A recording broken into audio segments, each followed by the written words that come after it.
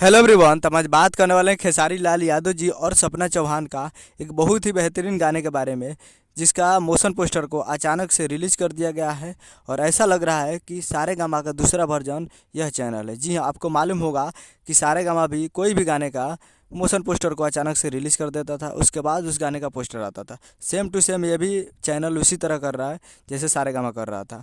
पहले तो ये मोशन पोस्टर रिलीज कर दिया है, जो कि आपको स्क्रीन के ऊपर दिखाई दे रहा है, और इसमें लिखा हुआ है ट्रेंडिंग स्टार का ज़बरदस्त बीट के साथ सपना चौहान का ठुमका बहुत ही जल्द इस चैनल से।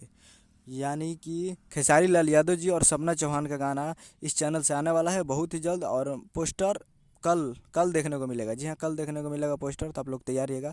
आज मोशन पोस्टर आ चुका है, तो ये मोशन पोस्टर आ चुका है जो कि आपको स्क्रीन के ऊपर दिख रहा है, और इसमें कमिंग सून लिखा है, और करीब 20,631 व्यू हो चुका है, और करीब 6,000 इस पर लाइक है, और 231 कमेंट है।